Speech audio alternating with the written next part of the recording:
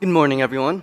For those who don't know me, my name is Matt, and I'm currently an intern here at Faith Covenant.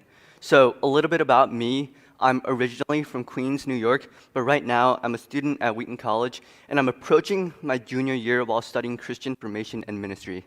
So, in my spare time, I love reading, eating, and I'm also a part of Wheaton College's wrestling team. So, I spend a lot of my time training as well. And so, before I begin, I also want to thank Pastor Nate for the opportunity to preach, and all of you guys here for being so welcoming this summer. As far as my style of learning goes, outlines and summaries help me a ton. And so I'll outline my sermon for you right now. The overarching question I want to ask all of you is, what do you value? And to answer that question, I'm going to ask you all 3 additional sub-questions. First, what do you do with what God has given you? So again, what do you do with what God has given you? Second, who do you want to be honored by? Again, that's who do you want to be honored by? And lastly, what reward are you looking for? What reward are you looking for? Let's dive into the text. Verse 1 says, "Beware of practicing your righteousness before other people in order to be seen by them, for then you'll have no reward from your Father who's in heaven." So this principle applies to the following 3 spiritual disciplines that Jesus mentions next in chapter 6. For Jewish people at the time, charity, prayer, and fasting were the 3 main rites that demonstrated, your righteousness. And as Jesus goes deeper into these 3 things in chapter 6, he goes into detail about not practicing these 3 things in order to be praised by others, because then you'll have no reward from your Father in heaven. So that implies that there is a reward for doing these things in a way that aligns with God's heart. And I'll go more into that in a bit. Verse 2 begins with, "Thus, when you give to the needy." And notice the word when here. For Jews in the first century, being charitable, it was a given. Scholar William Barclay writes that for a Jewish person, to give alms and be righteous were one and the same thing. It should go without saying that disciples of Jesus will be generous givers to the poor. Jesus isn't telling people here to give, he's telling them how to give. But before I go into how to give, I'm going to ask you if you give, because we can't skip straight to step 2 if we haven't already gone through step 1. Jesus is speaking here to people who are pretty new to following him, and there were probably people in the crowd who followed him just because he was becoming famous. So how many of you know someone who would want to go meet a famous celebrity just because they're famous? How many of you are that person?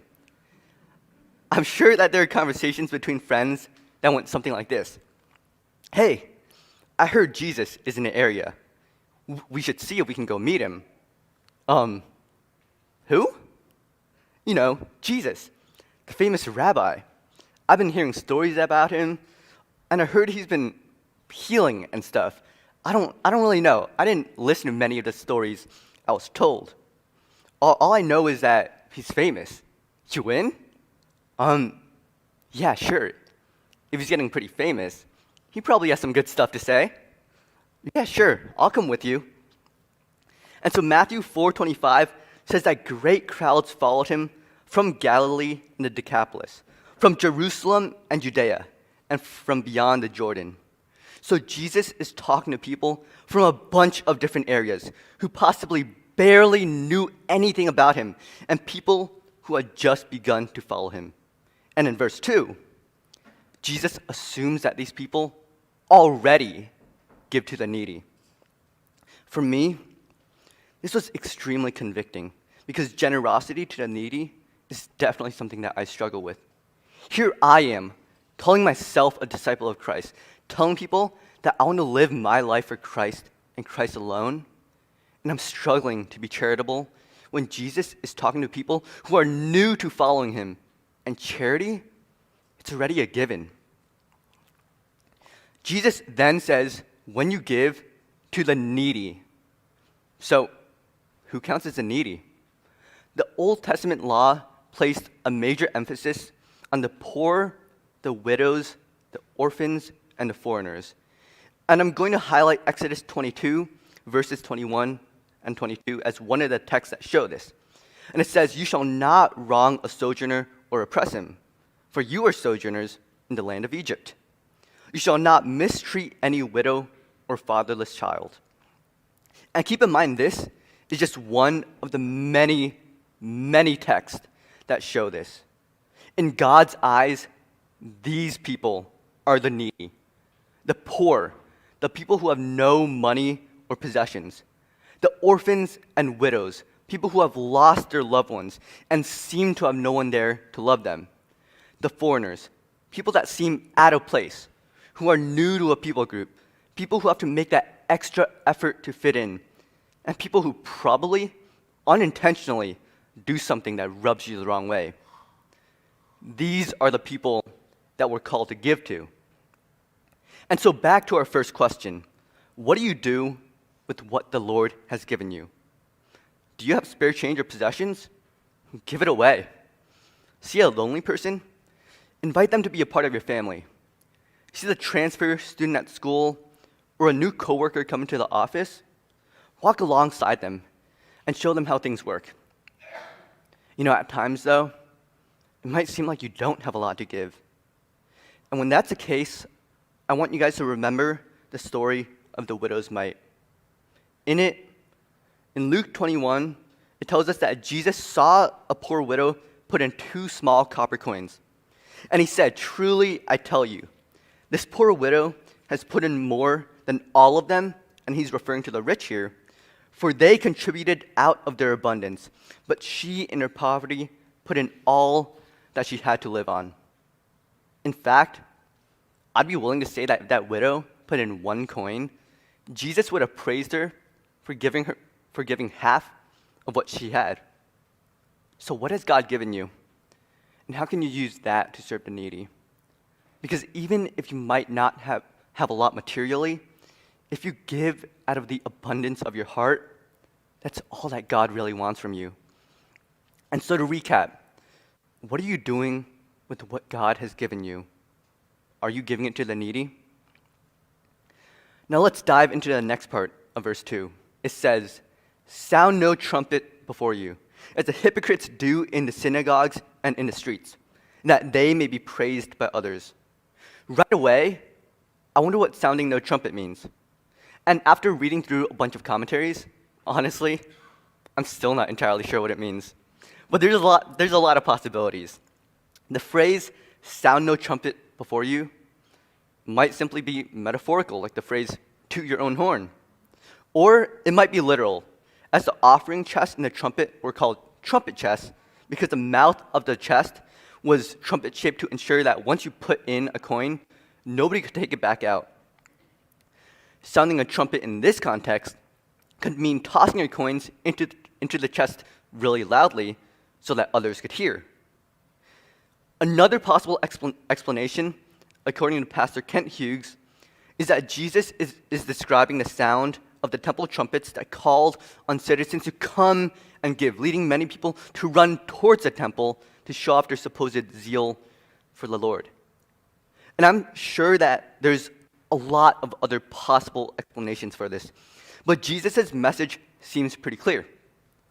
If one sounded trumpets while they're giving, they wouldn't be giving out of a desire to meet the needs for the poor, but to glorify themselves.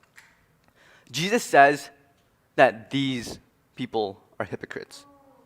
In Greek, the word used here is hypokritas, which is used to describe an actor on the stage of a theater. Many actors live for the thrill of standing ovations and awards presented for excellent performances. They live for the pleasure of others. And so back to our second question. Who do you want to be honored by? The hypocrites to whom Jesus referred were spiritual actors who pretended to have a devotion to God that they really didn't have in order to inspire the applause of a human audience. And so over the past 2 years of living in a dorm, shout out to my boys at T6, we've done something almost every Sunday evening called Man Cakes.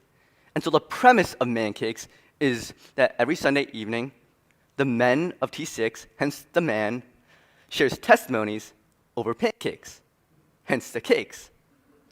And so something that I've heard pretty often over the past 2 years of Man Cakes is something along the lines of, I grew up in a Christian household, but my faith didn't become my own until. And I'm sure that for many of these guys, they went through a period of time where they acted like they loved Jesus in front of their parents, but in reality, they weren't. And I'm sure that when their faith became their own and they truly loved Jesus, something clear changed in them.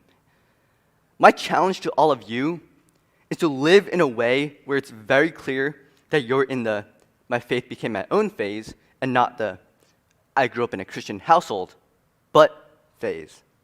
Make it evident by the way that you live your life that what's important to you is actually what's important to you. That being living a life that points to the love of Christ. If you're going to make a bunch of noise as you're giving, make sure the praise is given to God. Strive to be someone that when you're brought up in conversation, it's very clear that everything you do is for Christ and his kingdom. Shout out to Wheaton College with that one. Now, how exactly do we do that? Before I mentioned that in verse 2, Jesus isn't telling us to give. He's telling us how to give. He makes it very clear in verse 3 that giving, but not being an actor about it, it's a very fine line. And so how do we do it? According to verse 3, the answer is to give in secret, if that's what it takes to not seek the praise of others. Now, I include the phrase, that's what it takes to not seek the praise of others, because that's a key part that's often misunderstood about this passage. A lot of readers see this verse, and they automatically assume that giving should always be done in secret, no matter what. But in Matthew 5:16, Jesus says, "In the same way, let your light shine before others, so that they may see your good works and give glory to your Father who is in heaven." If we keep our giving and good works a secret, thinking that this is what Jesus wants, how can we obey this earlier part of his sermon? We're told here to let our light, our giving and good works, shine before others so that they may see our good works. Taken at face value, seems like Jesus is contradicting himself. But in our giving, we should strive to show others that, as James 1:17 says, every good gift and every perfect gift is from above, coming down from the Father of lights. And not only that, but Hebrews 10:24 tells us to consider how to stir up one another to love and good works. And so another reason our giving can be public is to challenge other believers to step up their level of generosity and experience the joy and blessing that comes from increased, obedient, genuine giving. I think Scripture makes it very clear that we should make our good deeds known to others. So why does Jesus tell us in verse 3 to give so secretly that our left hand doesn't even know what our right hand is doing? I mean, how's that even possible? What Jesus seems to be saying is that as followers of Christ, we should make our good deeds known so people will glorify God. But if our motives are in the wrong place and we want to sound the trumpet about it, letting everyone know what we're doing for our own praise, then it's best to be generous in secret so that the praise isn't misplaced. In fact, Jesus uses such an extreme image because if one hand knows what the other hand is doing, then we might seek to praise ourselves for our giving. But don't keep a journal of what you've given. Don't keep track of it at all. Forget your own goodness and remember God's goodness. Do it and forget it. As I've done research on this passage, I've come across 3 common motives for giving. First, someone might give from a sense of duty, just because they think it's the right thing to do. Second, a person might give to get themselves the praise of giving.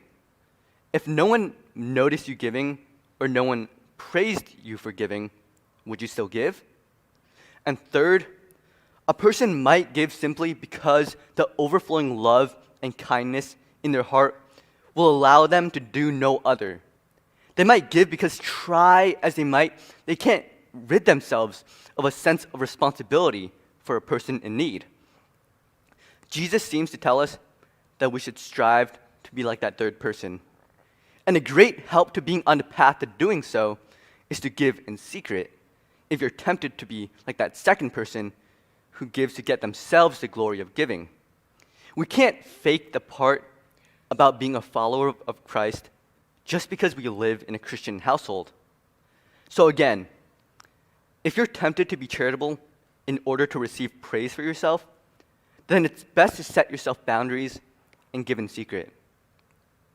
And our final question is, what reward are you working for? Verse 4 ends by saying that your Father who sees in secret will reward you. So what is that? What is that reward? But I wanted to ask you first, what reward are you working for? Because then we can see if your reward matches up with Jesus's.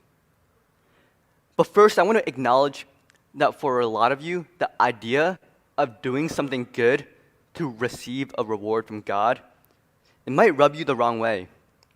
But it's important to note that Jesus himself thought in terms of rewards. He just didn't think in terms of material rewards. It's also important to note that reward has less to do with our own merit and more to do with God's irrepressible generosity. So again, our reward has less to do with our own merit and more to do with God's irrepressible generosity. For the hypocrites, verse 2 tells us that their reward is to be praised by others. And Jesus telling us that they've received their reward in full means that yes, they've gotten what they've desired, but that's all they're going to get. In fact, the word translated for reward here is apetcho, which is a term used for transactions and a means to receive a sum in full and get a receipt for it. Because the reality is, these hypocrites, they're not giving, they're buying. And they'll get what they paid for, but nothing more.